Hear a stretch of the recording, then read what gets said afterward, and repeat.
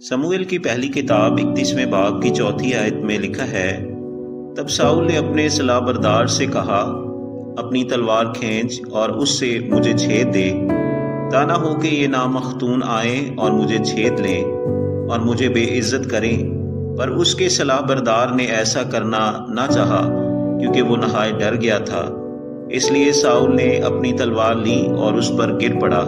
इस आयत के मुताबिक साउल बादशाह ने अपनी तलवार से अपने आप को कत्ल कर लिया, जो कि खुदकुशी के मुतरादिफ है। तो बाइबल मुकद्दस साउल बादशाह की खुदकुशी को जायज़ ठहराती है।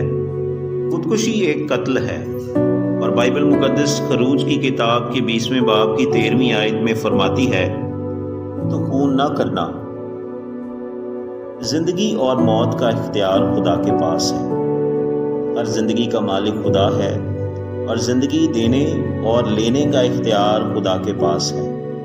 इस्तिस्ना की किताब के 32वें बाब की 39वीं आयत में लिखा है, मैं ही मार डालता और मैं ही जलाता हूँ, मैं ही जख्मी करता और मैं ही चंगा करता हूँ। अय्यूब की किताब के पहले बाब की 21वीं आयत में अय्यूब नबी फरमाता है, खुदावंद ने दिया और खुदावंद ने ले लिया, खुदावंद का नाम मुबारक हो।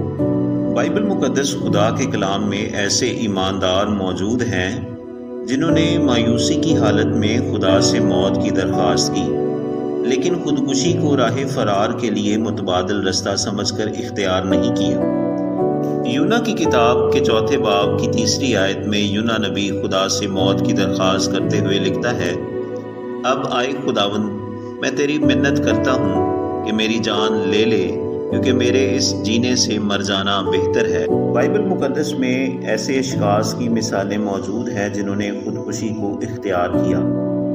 गुज़ात की किताब के 9वें बाब की 54वीं आयत में अबीमलक ने अपने सलाहबरदार से अपने आप को कत्ल करने के लिए कहा।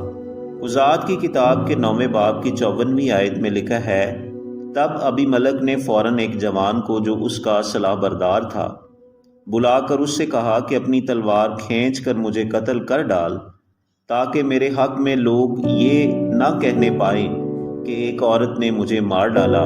सो उस जवान ने उसे छेद दिया और वो मर गया।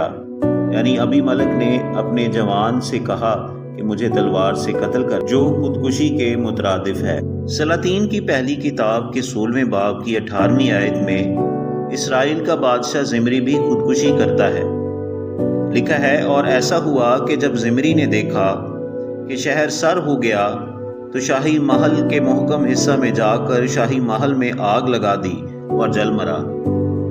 शमूएल की दूसरी किताब के 17वें बाब की 23वीं आयत में अखीतोफेल भी फांसी से खुदकुशी करता है।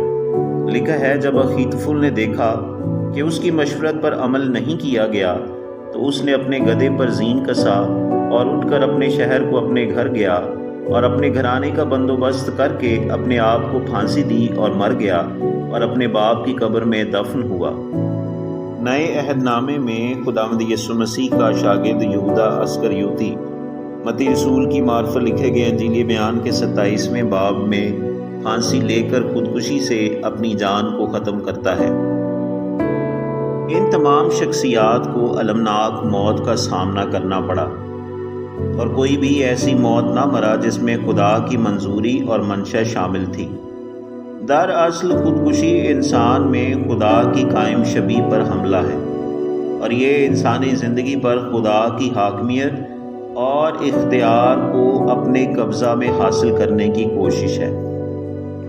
इसलिए खुदकुशी ऐसी मौत नहीं जिसमें खुदा की मर्ज़ी और मंशा शामिल